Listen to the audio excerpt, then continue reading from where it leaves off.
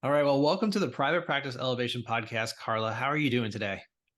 I'm doing fantastic. I just had my morning coffee, so we're all ready to go. Awesome. I just finished my morning coffee and I'm back from vacation. So I feel like I need a little bit of more coffee, but that's okay. I got to switch to water now and stay hydrated. So hopefully I'll keep my energy levels up for you. I'll do that next, so you're good. Same thing.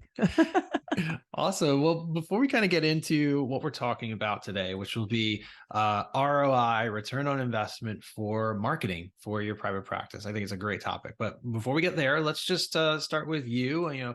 Who you are, what you do, how you kind of got to do what you're doing today.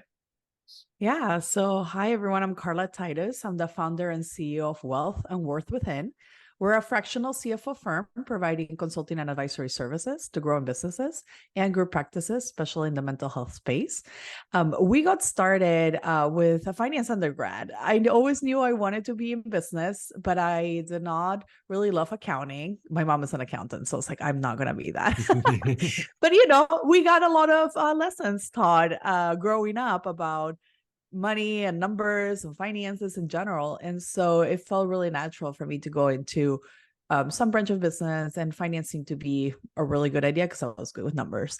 So I started there and then went on to work for corporate for 11 years, just growing my career, Mhm. building a role after role, getting promoted every 18 months, just kind of on the fast track. And at the same time, I decided that it was between going to do an MBA or do a real life MBA, which is what I call it, putting my skills to the test, right? Right. Actually helping businesses to make money, be more profitable, have cash in the bank, and pay the owner of the company a well enough salary that they can build personal wealth. Mhm. And making sure that those skills that I learned from corporate finance actually translated to the small business owner that needed to understand what's happening with my cash flow. How do I get a marketing ROI? What questions should I be asking? And can someone please answer my questions? Because I have all these money questions and nobody seems to want to step in to help me with them. Mm. And Yeah. that's when I really realized that a lot of small business owners didn't know a lot about finances. They know accounting, they know they have to do their bookkeeping. Maybe some do, maybe some don't. But then when it comes to financial projections and financial planning and being proactive about the direction you're setting for your business goals, there was just a big lack of knowledge. And we Yeah. love educating. So we started by educating business owners, partnering with them to make decisions. And it's just been amazing the transformations we've been able to accomplish with our clients, just giving them the insight that they were missing from the financial side. Yeah, I love that. And it's definitely something that is needed. It's something that I know for myself when in my business, like bookkeeping, that makes sense to me. It's like, there's the numbers, there's what came in, what went out. But as far as like, how do we project into the future? How do we, how do we set goals, with our finances? That's tricky. That's difficult. And that still seems a little bit kind of, I'm still wrapping my brain about it. So that's why I'm super excited to have you, here today and, answering some of those questions for us.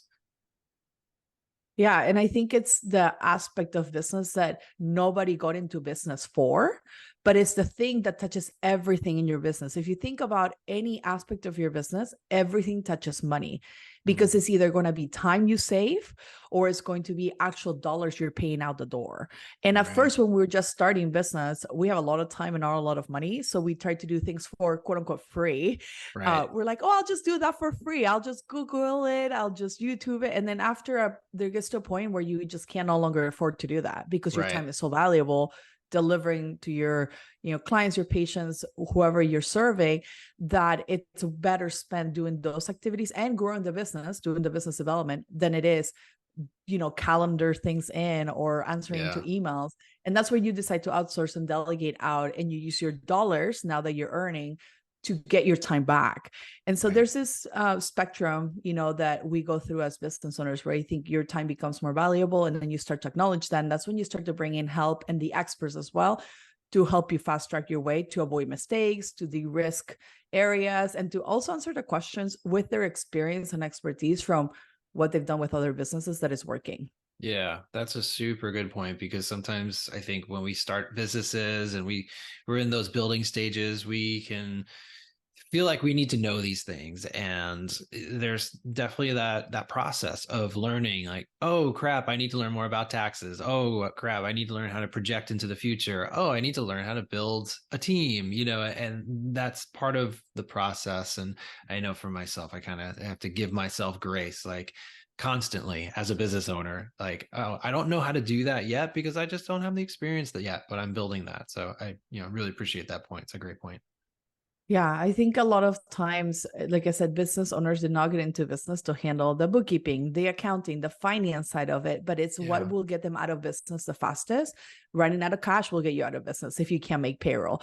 And as Right. their team grows, the needs of the business and understanding the numbers become more complex and more important for you to be able to be controlling and managing proactively. And I think that's where we step in to come help the business owners that are, struggling, or maybe they're doing so well, but it's still a quality problem to have to deal with when you have fast growth and you're not sure where you're going, you have no Yeah. plan and direction, and you need a little guidance to center you and all the efforts that you're putting and what your team is doing towards the same goal in the same direction instead of going opposite ways. Yeah. Yeah. Absolutely. Well, I want to get into ROI. That those three letters that we hear a lot about. We kind of understand what it is, but like, why don't we start at the very beginning? Tell us, what is ROI and why is it important? Yeah, so ROI stands for return on investment. It's essentially the benefit that you expect of an investment activity. So if you're putting dollars towards an ad campaign, what do you think the return on that's going to be? Maybe is number of eyeballs that this ad is going to be in front of that is targeting the ideal client or type of person that you want to serve. And you need to know, quantify that. How many of those are you going to get? What is the goal we're trying to strive for? And have we achieved the goal? So then in turn, we can see the benefit, meaning we are doing some intakes, with clients or patients because they saw our ad and they were the right type of patient that needed our services. And so making sure you're connecting the dots and also holding your marketing team accountable for, you can't hold them accountable for our people calling and booking with us, but you can say, how many eyeballs do you expect this ad to generate for us in front of the right audience? And that's where I Mhm. see gets missed a lot when it comes to marketing, because they're just saying, just do the marketing and do it all, and like hope and pray, and hope is not a strategy, that we will have the right people in front of us. Instead, we want to get very intentional about what are we targeting, why, where are they at, how many of them, and try to quantify it in some way. And it's not always dollars. Sometimes it's number of people. Sometimes it's, Yeah. the type of people that we want to see, and making sure that your marketing strategy is aligned to that. Yeah. So what are some of the things that people get kind of tripped up on? I'm almost kind of thinking like mindset wise, because I know, again, this is coming from myself too, is like you started with, you mentioned like, oh, I'm just gonna bootstrap it and do this and I'm gonna save money myself. Like, what are some of, like, I know that's kind of a mindset thing to think, oh, I don't have the money to invest in this, because I think we don't always understand our ROI. So like, what are some of those things that Yeah. trip people up, and how do we come against that, overcome that?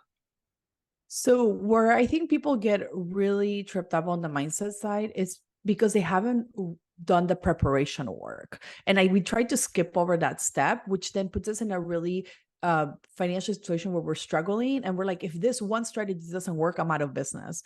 And that is never where we Mhm. want a client to be, because that Yeah. is just, we don't want you to not pay your mortgage because you pay your marketing team, right? Mhm. Because it's like, Yeah. oh my God, is my mortgage going to get covered after this campaign? Like, never want to be in that situation. So I think there's a step before we start investing, where is prepping your business with the right cash runway, making sure that you have a cushion to not just pay your recurring expenses, but also have a little extra in case things don't work out. Because guess what?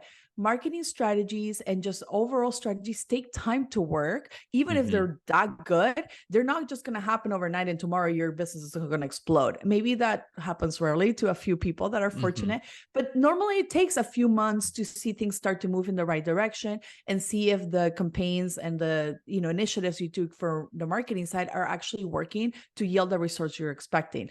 And so what I tell clients is, you got to have that cash runway. Be prepared that if you don't get get, the number of inquiries you expect, that you're still good and you can still pay the bills and make payroll and do all those things. So there's the cash preparation piece, or you can, in some cases, leverage debt in a very responsible way. And if you have a line of credit or something that you can tap into temporarily, knowing that there is results coming, but also be prepared if the results don't come.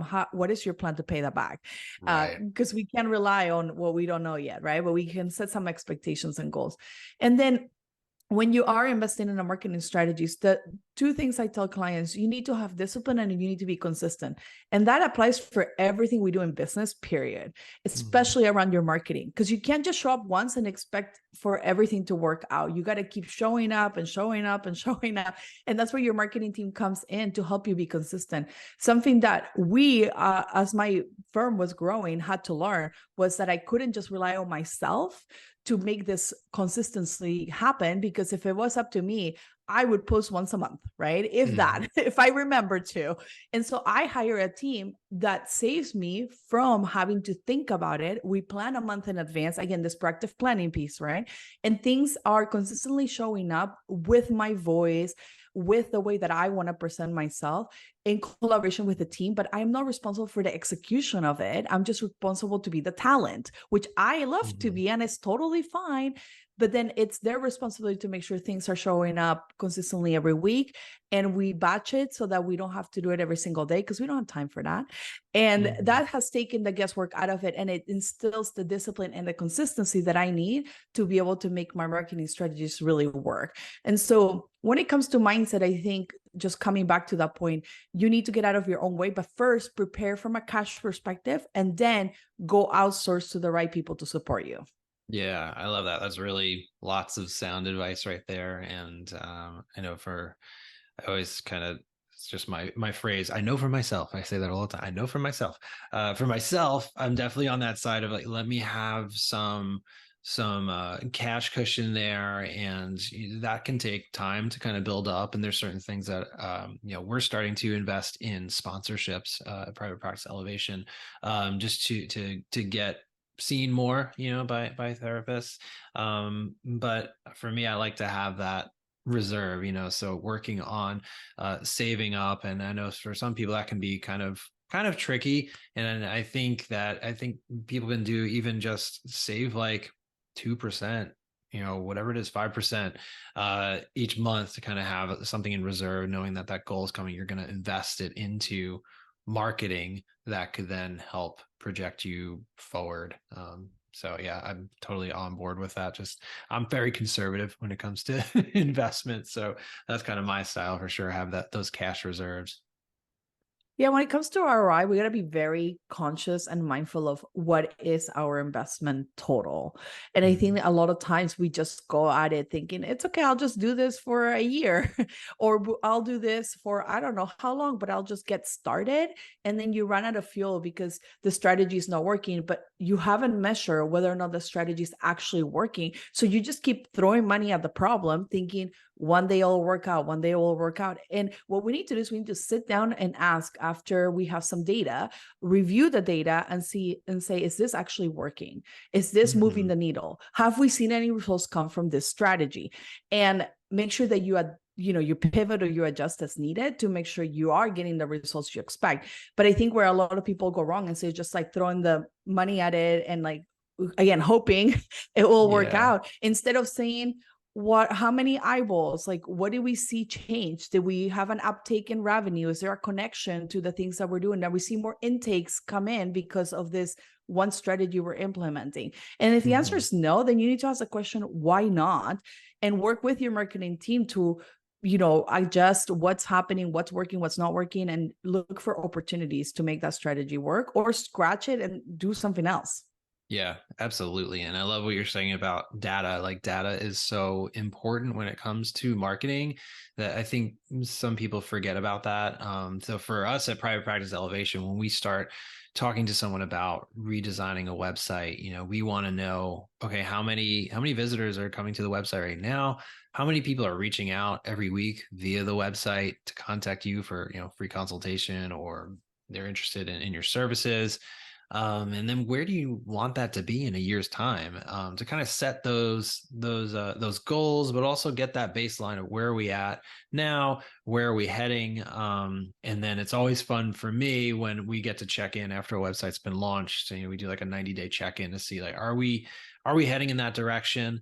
It's a good time 90 days out to kind of look at the data and see, okay, maybe it's not performing exactly the way we want it to. Here's some things that we can change on that. Or, oh, this actually is exceeding our expectations. We're on track. And so I love the data stuff because it takes a lot of, wishy-washy thinking and like, oh, is this working? Is it not working? Like, well, the data is right there. So check on that.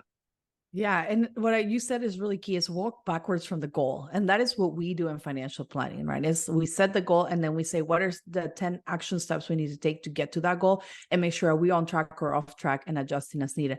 But also it's important to understand that your marketing is just a starting point. You still need to be able to convert those people that came to you to paying clients that is cash in the bank. And I think a lot of people miss that because they get that influx of intakes, but they can't convert to paying clients. So then what was the point of that strategy? Your ROI did not materialize. Yeah. And so you need to be able to measure that conversion rate. And I think a lot of people just don't understand that or don't know how to. So ask for help and make sure that your marketing team is able to help you work through your steps to converting to paying clients so that you understand what it takes and like how it works and like the amount of time it takes to convert to paying client, because sometimes that varies depending on the industry. Right. Yeah. Right. Like people could come to your website multiple times, but not reach out, but then maybe they reach out and they're not ready to start. And then they reach out, maybe 2 months later, they are ready to start, that sort of thing.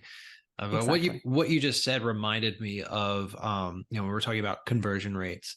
One thing that you can do, if somebody's listening and they're like, well, I don't even know how to get started. And this is back to something that I used to do more of, but just kind of gotten out of the habit. But my wife actually does it, in her business, is just even like a simple Google sheet where you're tracking like each month, this is how many people came to my website.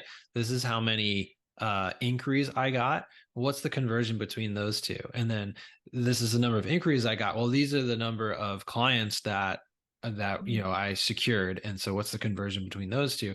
And you start to look at that data, you kind of track it like month after month. And over time, you can see those patterns where, okay, I'm actually getting a lot of people to my website, but not a lot of people are reaching out. So that is, again, back to the data, like that is pointing to there's something wrong with my website. There's something that needs to change there so I can get more people on the phone.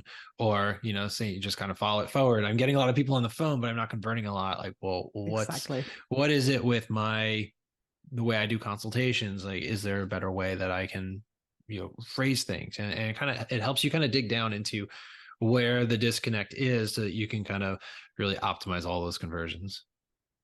Exactly. And that's what we're looking to measure. And then also like understanding the pattern between the timeline of this. And it can be varied depending on who you're analyzing, but you will be able to see on average, it takes us 2-3 touch points or a month to convert to paying client. And so now you have an idea that if you are going to start a marketing campaign to get eyeballs onto your website, it's going to be a month before you see any results. So don't expect this to work day number 2, because it's going to take about 30 days, but you could start working backwards from that goal and know, okay, if I want people in 30 days, I need to start today so that in 30 days I can start to see results. Yeah, absolutely.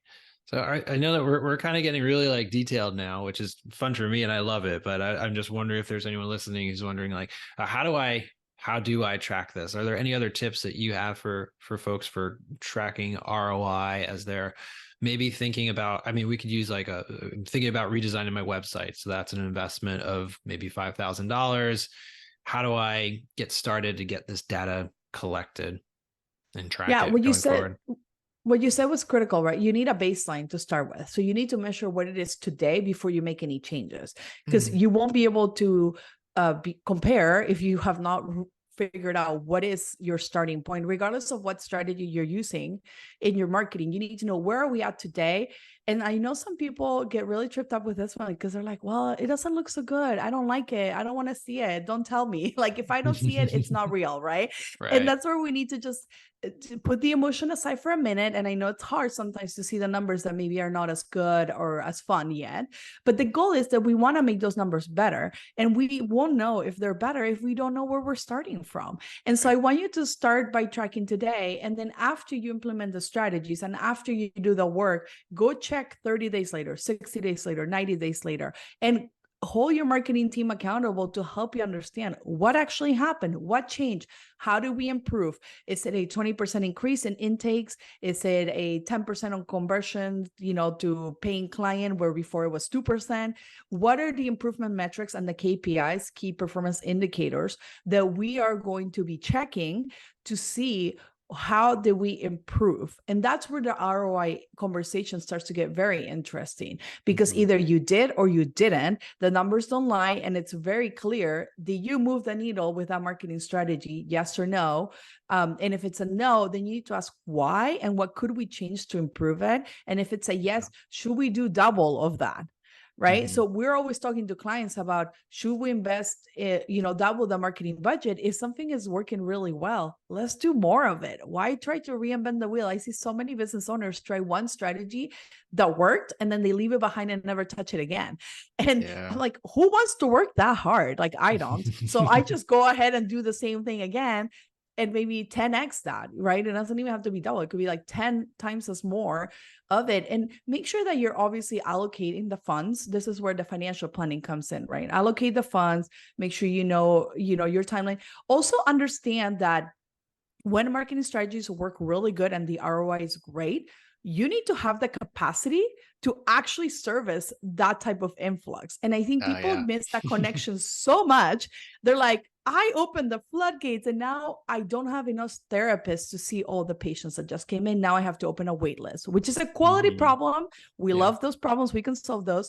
Hire more therapists, right? But be prepared, because if it does work that good, you need to be ready on the back end to be hiring probably 5 new people to take the patients that just showed up because you were that good at marketing. And I think so many times we just forget that part of it. It's like, you have to also execute on it, not just, brainstorm the marketing idea, get the ROI, and then you're like, oh my goodness, this works so good. And now we have a problem on the other end. Yeah, I've experienced the same thing when it comes to our search engine optimization work. I was kind of, I was the one who was doing it for a long time, and I was getting more and more inquiries. I'm like, okay, like these are the signs here we need to hire. And so we have Lindy, our SEO specialist now, and we work together. So I've been able to give her that work to do. But for me, it's encouraging and it lights the fire, to know that, okay, we're getting a lot of inquiries, we're getting a lot of clients for this service.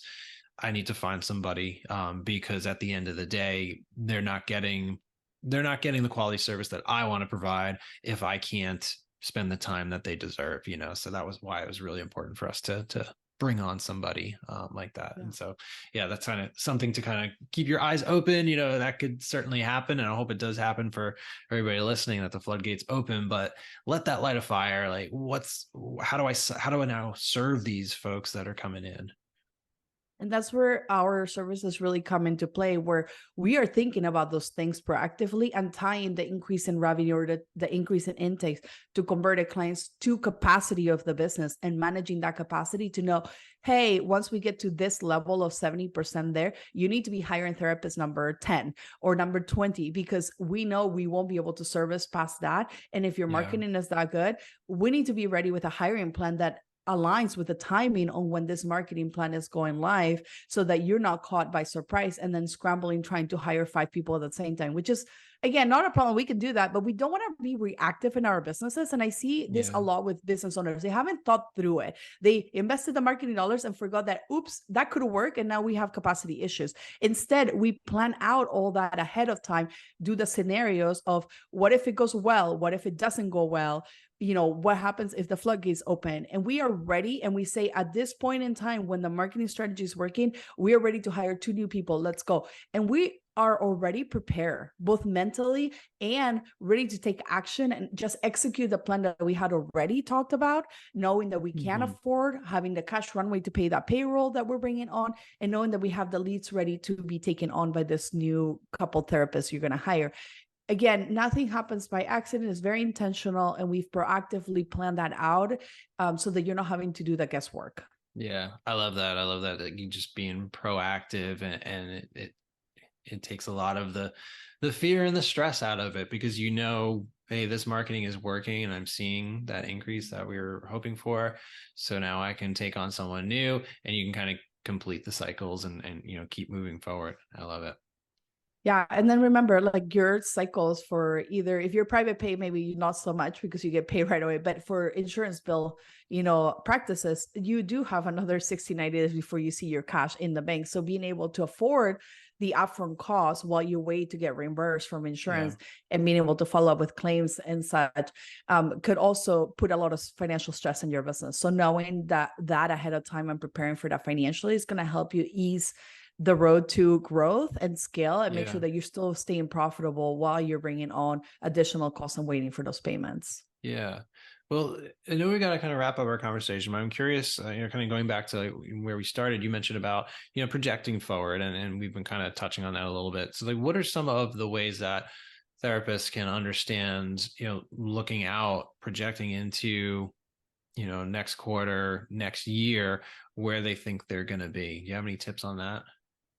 Yeah, start to use the data you already have. So the past, year and a half, if you are maybe not a new practice and have been in business for a while, you can pull your reports from the previous year and start asking questions like, what happened in April that things like exploded and we did twice as good as we've done any other month? And start to figure out what were some of the actions you took and learn from those lessons as an opportunity to do it again or do it differently or do it better. Sometimes we forget that we have the information and it's hard to make the time to review it or sit down and look at it. And if the numbers are not exactly pretty, then you might completely avoid this, part of it. But it helps you set a baseline on like what has been possible in the past that you could do it again in the future. And then as you're projecting out, questions you should ask are like, where do I want to be in 2-3 years? Like, how big should my team be? How big of a company do I want to have? And I think a lot of business owners are not thinking about that, and they're just doing their day-to-day, reacting to the emails, the fires, the things that come up, and not sitting down strategically to think, where are we trying to get to? What size company serves my lifestyle? Do I want to have more employees? Do I want to cap out the growth? Like, are we happy at the size that we're at? Or if we're growing, how fast do you want to grow? Do you want to double every year? Do you want to grow 20%? Because those are very different plans that you're going to project out on how many people you're going to hire, how much cost you're going to add. Maybe it's office space and leases that you have to sign now because you have more therapists and you need to put them somewhere if they're not telehealth. And kind of thinking through that proactively so that okay, in October, I'm going to bring 2 more therapists. In December, I'm going to bring 5, more, or maybe I'll skip December and in January, I'll bring 5 more because, the holidays. And so you start to kind of plan that out. And then before you know it, you realize, oh my gosh, I have a team of 40.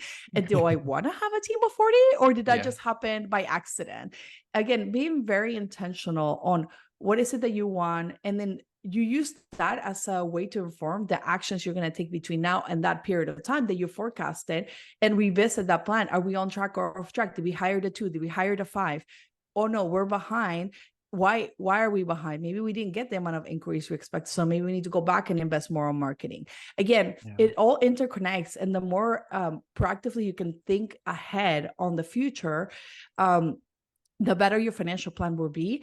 And then if you struggle with that, because, a lot of business owners have not been taught the art of forecasting or projecting, and they're not sure what questions to ask, that's where we come in to partner with you to help you forecast out a year, 3 to 5 years out, to really understand what are some of those actions and the execution necessary to get to achieve those goals, and take into account the personal aspect of it, of you're a business owner, what works for you, what does your business need to do for you, and make sure that that fits with their lifestyle. Yeah, I love it. I love the intentionality and just how all those pieces, you're helping people put all those pieces together. And so, yeah, I really, really love what you do, Carla. There's so many questions that we're kind of getting into, and I appreciate that someone like you and your business exists to help us answer these questions, because it can get overwhelming. So why don't you tell us a little bit more about where people can find you, and if there's any resources that you want to share with our audience.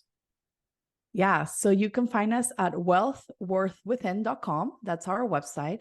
There is a contact area where you can sign up for a free call to see if we could be the right fit for your business and meet the needs that you have today financially for support.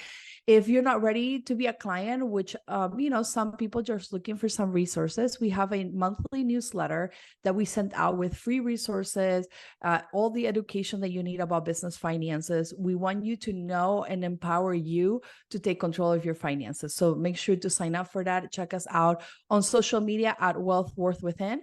And we're always putting out videos and content and anything helpful that we find, even what we're doing for our clients anonymously on, how we're supporting them. And, some exciting things. We have some workshops coming up, and then, we do everything from preparing to present to a board of directors to handling your hiring plan to forecasting your payroll costs and cost structure and making sure that your business is financially sound in all aspects and being very comprehensive in the financial plan that we are helping you support you with. Awesome. Love it. And we'll put all that stuff in the show notes for this episode so everyone can find it there as well. So thank you so much for your time, Carla. Really appreciate you sharing your expertise and these tips. Thanks so much for having me.